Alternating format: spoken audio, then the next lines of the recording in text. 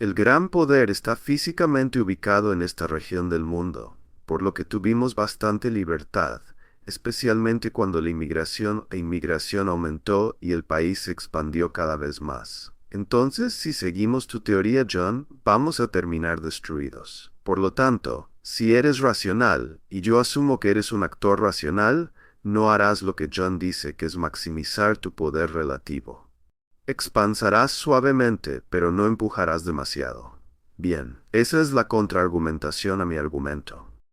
Mi contraargumento es que no hay duda de que en el caso de China y todos estos otros casos encontrarán resistencia, ¿verdad? Encontrarán resistencia, pero lo que pasa es que los estados buscan oportunidades para superar esa resistencia. No se quedan sentados, empujan, empujan y empujan, y casi siempre lo logran por bastante tiempo, especialmente a medida que se vuelven realmente poderosos. Y luego, generalmente lo que ha sucedido en el pasado es que tropezaron y no lograron alcanzar la hegemonía regional, siendo Estados Unidos el único ejemplo en la historia moderna de un estado que logró esa meta deseada. Pero creo que lo que sucederá en el caso de China es que lo intentarán.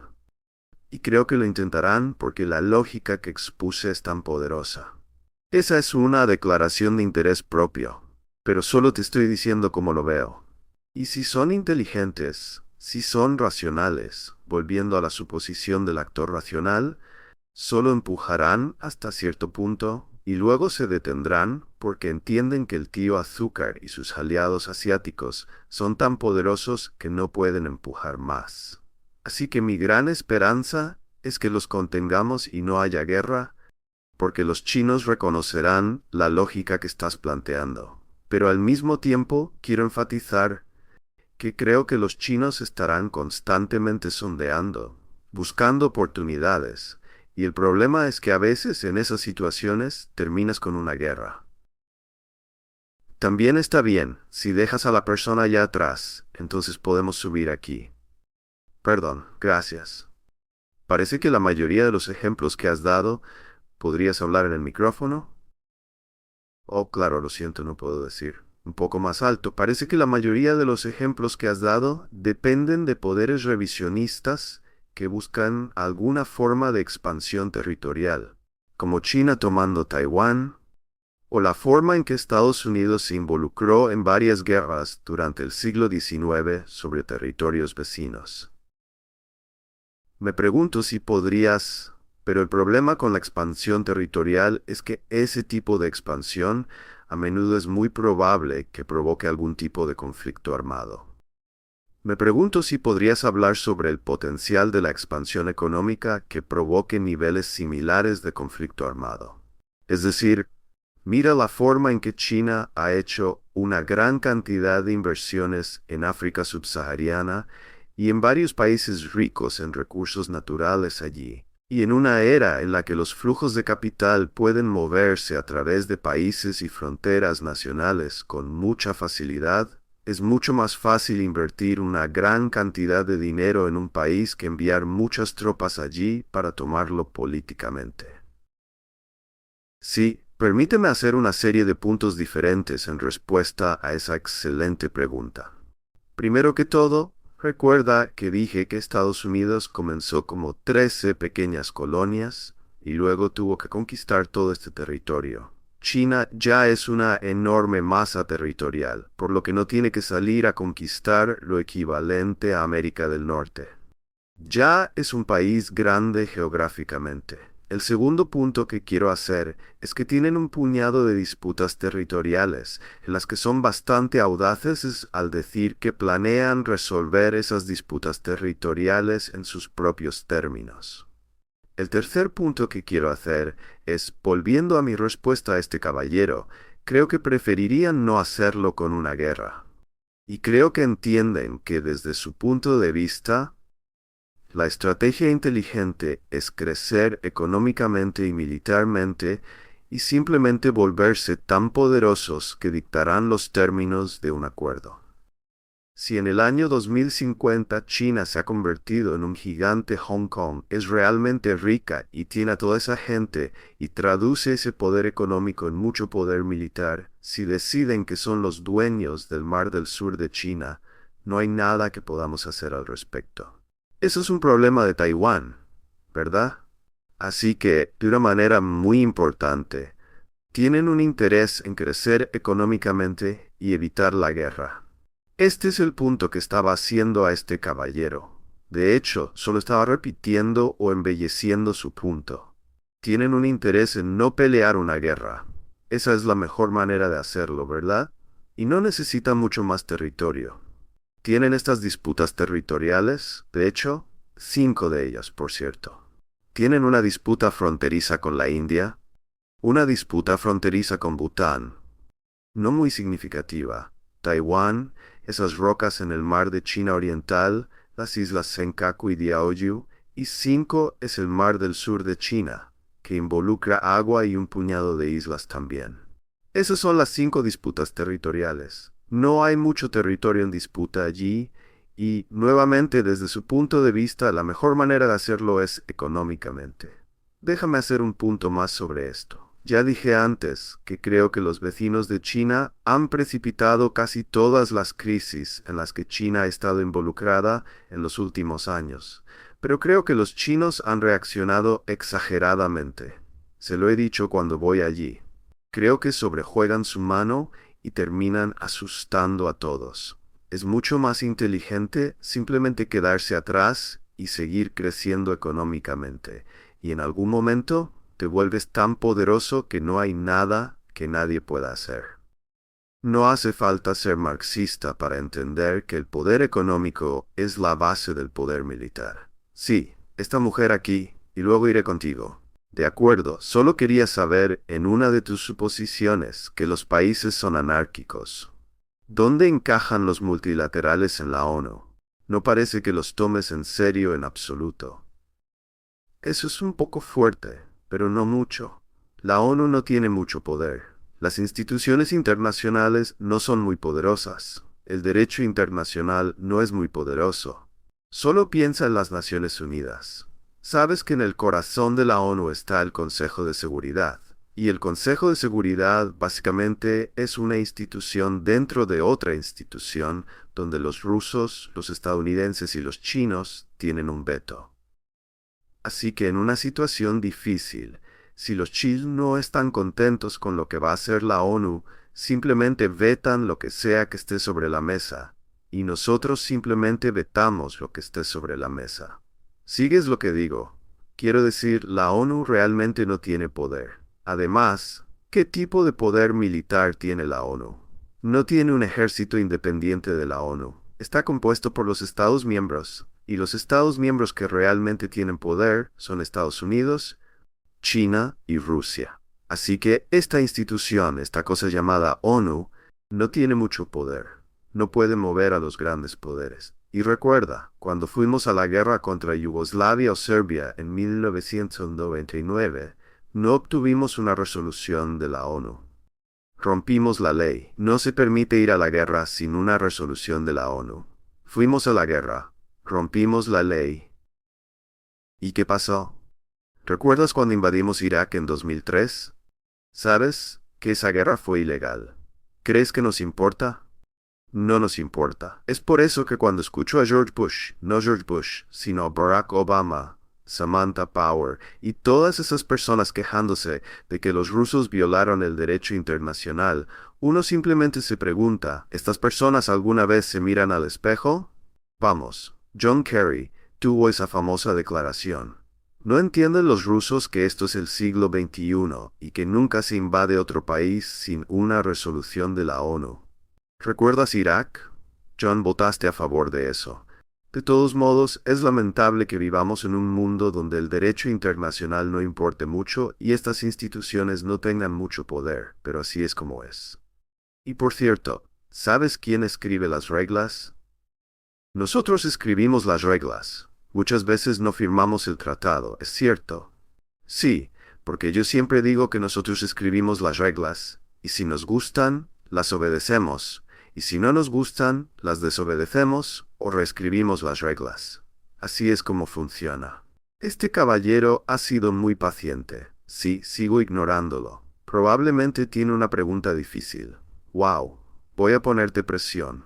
Realmente me estás poniendo en el punto de mira. De acuerdo, John. Sé algo sobre ti porque asistí al panel de Ucrania esta tarde, fui a casa y te busqué en Wikipedia. No sé qué están diciendo de mí estos días. Bueno, una cosa que descubrí es que has escrito extensamente sobre otros puntos calientes en el mundo, particularmente sobre el conflicto palestino-israelí. Así que mi pregunta es, de todos los puntos calientes en el mundo, ¿cuál consideras que es el más peligroso para la paz mundial, el que podría desencadenar la Tercera Guerra Mundial? De acuerdo. Israel y Palestina no son peligrosos para precipitar una guerra importante. No hay ningún estado árabe que se enfrente a Israel. Israel es Godzilla. Tiene las fuerzas convencionales más poderosas de la región por mucho. Es el único estado con armas nucleares. Está unido al HIP de Estados Unidos. Nadie se va a enfrentar a ellos. Los palestinos pueden comenzar otra intifada, lo dudo, no estoy 100% seguro, pero dudo de eso. Pero una intifada no es una guerra, y Estados Unidos ni ningún otro gran poder se verá arrastrado a ese conflicto. Así que no veo a Israel y Palestina como un punto caliente de la misma manera que veo otros lugares. Creo que Ucrania y Rusia no son un gran punto caliente. No creo que vayamos a involucrarnos. Creo que es poco probable que los rusos entren en el este de Ucrania. Si lo hacen, la guerra se limitará a Ucrania contra Rusia, y los rusos habrán hecho lo que llamamos un salto al pantano. Conquistar es muy difícil en estos días, pero no veo que Ucrania y Rusia sean un gran punto caliente. Los puntos calientes están en Asia. Son las islas Senkaku y Diaoyu, muy peligrosas. ¿Es probable que tengamos una guerra? No. ¿Es posible? Claro, se pueden contar historias plausibles. El mar del sur de China me pone nervioso, la península de Corea me pone nervioso. Así que Asia es clave. Y déjame decir algo más sobre esto y vincular tu pregunta con mi respuesta hasta ahora sobre el ascenso de China. Si retrocedemos a la Guerra Fría, una de las razones por las que nunca tuvimos una guerra caliente entre Estados Unidos y la Unión Soviética es porque el conflicto se centraba en el centro de Europa, lo que solíamos llamar el Frente Central. Y en el centro de Europa tenías dos enormes máquinas militares armadas hasta los dientes con armas nucleares que se miraban cara a cara a través de la frontera interalemana. No había forma de que, cuando hacíamos simulaciones de guerra, pudiéramos iniciar una guerra en Europa. ¿Sabías que no podíamos iniciar una guerra en Europa cuando hacíamos simulaciones de guerra, porque sería la Tercera Guerra Mundial con armas nucleares?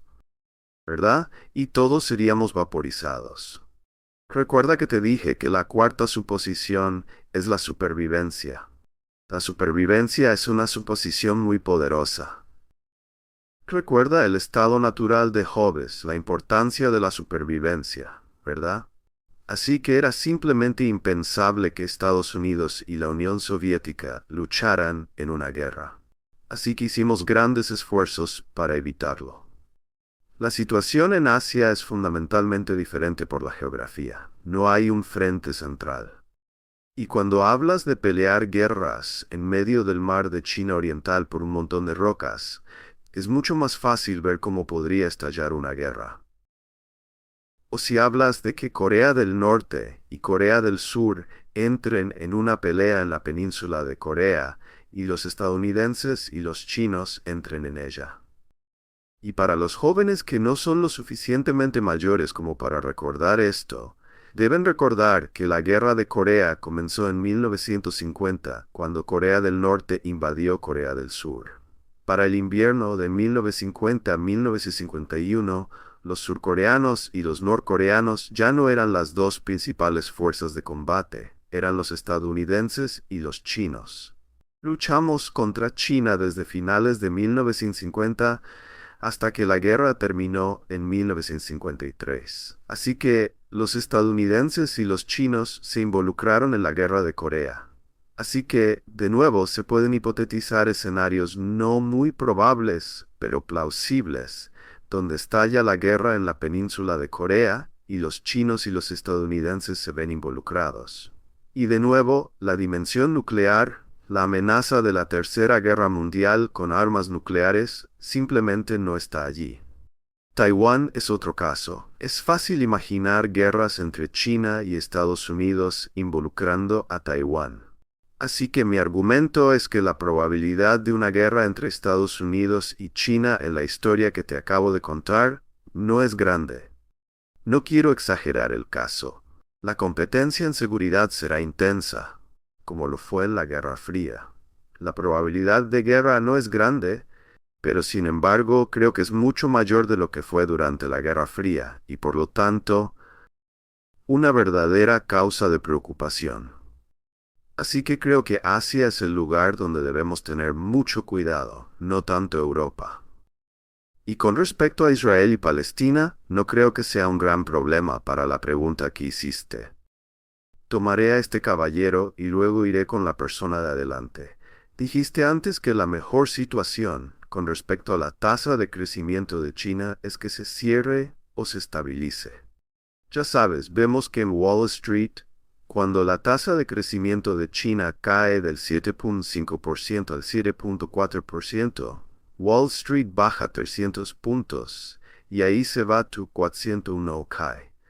Así que no estoy muy seguro de que el estadounidense promedio estaría de acuerdo contigo en ese punto. El estadounidense promedio no estaría de acuerdo conmigo, y la mayoría de la gente en Washington no estaría de acuerdo conmigo. Pero eso no significa que estén equivocados. Ellos están equivocados. Yo tengo razón. ¿Estoy siempre en lo correcto?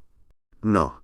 Quiero ser muy claro. Como te dije, mi teoría es falible. Estoy equivocado al menos el 25% del tiempo. Si preguntas a mis hijos, sería más bien el 95%. Pero no soy infalible.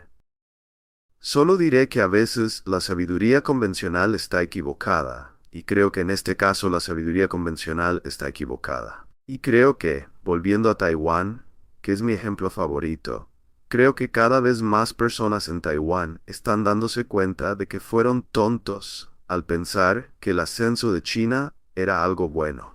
Si vivieras en un mundo donde no hubiera amenazas de seguridad, donde la guerra no fuera una posibilidad, y ese fuera el mundo de la pura interdependencia económica y solo eso importara, entonces el ascenso de China habría sido maravilloso para Taiwán.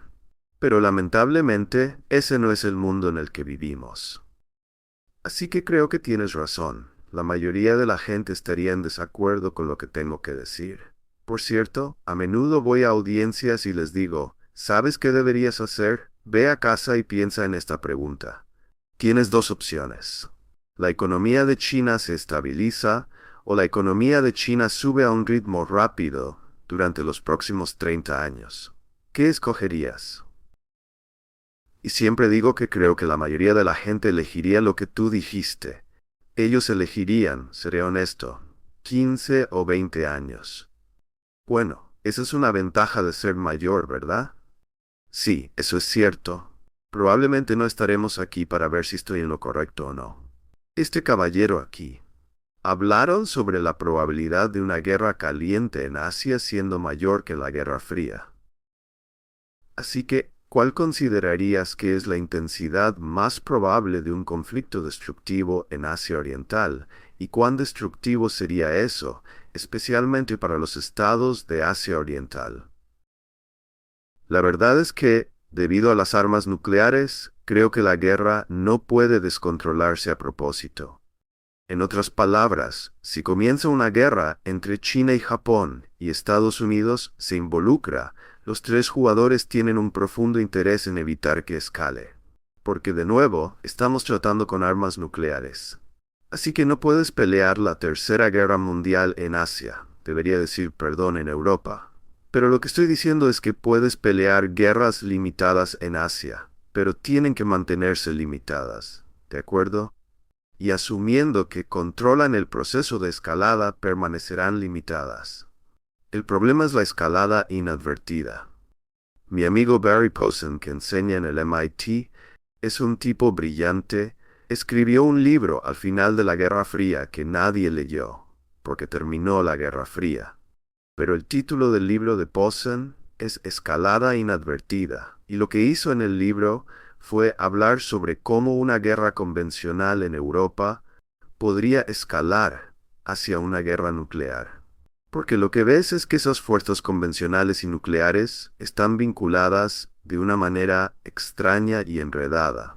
De tal forma que si luchas una guerra convencional limitada, puede descontrolarse de formas no anticipadas y terminas con una guerra nuclear, una especie de tercera guerra mundial con armas nucleares. Ahora, mi argumento es que habrá incentivos poderosos para evitar que eso ocurra, pero quién sabe con certeza. Perdón, ¿de acuerdo? Vamos a venir, tú y yo. Tú estás manejando un conjunto de preguntas y yo estoy manejando otro. Quizás ya has respondido a la pregunta. Dado que el nacionalismo es una fuerza tan poderosa y tal vez irracional, ¿no crees que eso podría inclinar las cosas y hacer que la guerra sea más probable? Sí. Y luego, la otra pregunta era, ¿por qué los ucranianos entregaron su arsenal nuclear? De acuerdo, tomaré la segunda pregunta primero. Como dije esta tarde en el panel sobre Ucrania, escribí un artículo en 1993 en Foreign Affairs que decía que Ucrania no debería haber entregado sus armas nucleares. No sé cuántos de ustedes saben esto, pero cuando la Unión Soviética se desintegró, Ucrania terminó con miles de ojivas nucleares. Tenía el tercer arsenal nuclear más grande del planeta. Y como dije esta tarde, les dimos fracturas compuestas de todos los miembros para obligarlos a entregar sus armas nucleares, lo cual hicieron. Devolvieron sus armas nucleares a Rusia, y dije en ese momento que eso fue un gran error. Creo que lo hicieron porque obtuvieron independencia, pero no pensaron en este tema, y Estados Unidos era tan poderoso y tan influyente en ese momento que pudimos obligarlos. También, como alguien mencionó hoy, les dimos una especie de garantía de que los protegeríamos, etc. Así que entregaron sus armas, y creo que si hubieran tenido armas nucleares, ni siquiera habríamos tenido la crisis. Los estadounidenses habrían hecho todo lo posible para asegurarse de que no hubiera un golpe en Ucrania, porque la idea de un golpe en un estado armado con armas nucleares nos aterroriza. Este es el escenario de Pakistán, ¿saben? No queremos ver derrocar al gobierno en Pakistán cuando hay todas esas armas nucleares flotando por ahí. Así que creo que si Ucrania hubiera tenido un par de miles de armas nucleares, no hubiéramos estado fomentando un golpe. Sobre el nacionalismo, déjame decir unas palabras sobre eso. Hay toda una literatura sobre este tema que vale la pena leer, especialmente sobre el caso de China. El problema que enfrenta el gobierno chino es que el comunismo, que ha sido la ideología dominante desde 1949, ya no tiene mucha legitimidad, ¿verdad? Los chinos pueden decir que son comunistas, pero nadie se lo toma en serio. Es gracioso. Siempre que voy a China y hablo con la gente sobre el marxismo, nadie se lo toma en serio.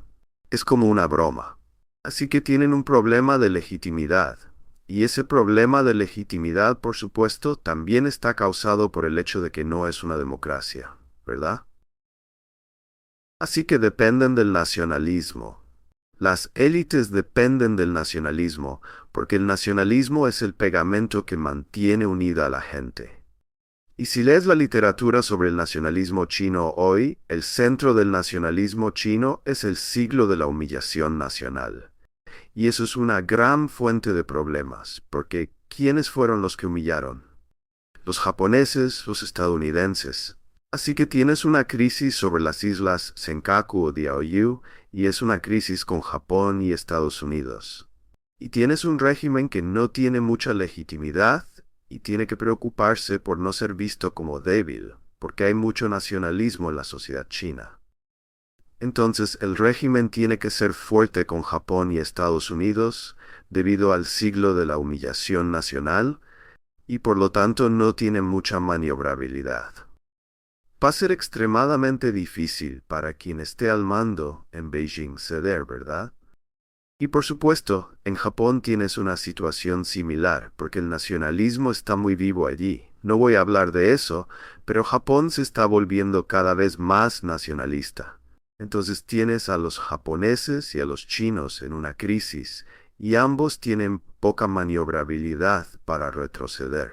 Hay un potencial significativo para problemas, y es por eso que creo que, como dije hace unos minutos cuando estuve en Beijing en noviembre, hablé con varios académicos, y estas personas normalmente son más optimistas que yo. Cuando voy a Beijing y hablo con los académicos, la mayoría piensa que soy demasiado pesimista. John, hay este factor, la interdependencia económica, la confusión cultural, etc. Pero cuando estuve allí en noviembre, la gente era mucho más pesimista que yo, debido al ángulo del nacionalismo y el hecho de que sentían que eso iba a atrapar a la dirección china en una crisis debido al problema de legitimidad. ¿De acuerdo? Me gustaría afinar la pregunta que mi vecino aquí hizo sobre las relaciones de explotación de recursos de China, y también llegar al tema de la charla. ¿Puede China ascender pacíficamente? Parte del ascenso de China es asegurar recursos energéticos y relaciones en el Medio Oriente y en África. Otra parte es asegurar recursos alimentarios en nuestro hemisferio. Entonces, ¿puedes decirme cuáles son tus pensamientos sobre cómo puede China continuar haciendo ambas cosas, que parecen ser muy importantes para mí? Hiciste hincapié en el tamaño de China, tienen serios problemas ambientales, cambio climático y otras cosas. Sequías. No están comprando muchos frijoles de soya en América del Sur solo porque sea barato. Entonces, ¿puede China continuar creciendo en la obtención de recursos en nuestro hemisferio y puede seguir desarrollándose? ¿Cómo lo hará? Sí, bueno, no hay duda de que, para alimentar la economía china a largo plazo, tendrán que salir de China misma, fuera de Asia Oriental, para obtener recursos. Casi todos los estudios muestran que ahora dependen en gran medida del petróleo del Golfo Pérsico, y con el tiempo esto aumentará significativamente. Van a depender más del petróleo del Golfo, no menos. Y como dijiste, tienen todo tipo de relaciones económicas con países en África y cada vez más en América del Sur también, porque tienen un apetito voraz por estos recursos naturales, y eso solo aumentará con el paso del tiempo. Así que no hay duda de eso, pero ¿qué significa eso? Significa que tener libertad para moverse realmente les importa. Van a construir la Marina de Aguas Azules. Ya están hablando de construir una marina de aguas azules. Nosotros tenemos una marina de aguas azules. ¿Por qué tenemos una marina de aguas azules? Porque tenemos intereses en todo el mundo, y nos interesa proteger nuestras vías marítimas de comunicación. O para ponerlo en términos ligeramente diferentes, nos interesa comandar el mar. Lo mismo les va a pasar a ellos. Piensan todo el tiempo en el hecho de que sus líneas marítimas de comunicación desde el Golfo hasta Asia Oriental no son muy seguras. ¿Y cómo pueden solucionar eso si deben construir oleoductos, puertos y ferrocarriles en Pakistán, Birmania? Están pensando constantemente en esto. Así que creo que lo que va a pasar con el paso del tiempo, a medida que crecen más poderosamente, es que el conflicto, la competencia, mejor dicho, la competencia de seguridad entre Estados Unidos y China se va a expandir globalmente, como sucedió con la Unión Soviética durante la Guerra Fría. Recuerden la etimología de la palabra superpotencia. William T. R. Fox, el hombre que inventó este concepto, dijo que una superpotencia era una gran potencia que podía proyectar un poder militar significativo fuera de su región del mundo. Y Estados Unidos y la Unión Soviética eran superpotencias, porque podían proyectar poder en todo el planeta. Y por eso la competencia, como bien recuerdan, entre Estados Unidos y la Unión Soviética fue global. Incluso discutimos en lugares como Angola, África, etc. China ahora mismo no es una superpotencia porque no tiene la capacidad de proyectar poder fuera de su región.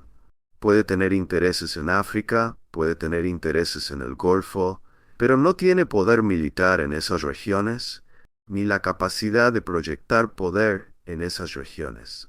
Creo que lo que sucederá con el tiempo, a medida que crezcan económicamente y traduzcan ese poder económico en poder militar, construyan una marina de aguas azules, será capaz de competir con nosotros alrededor del planeta.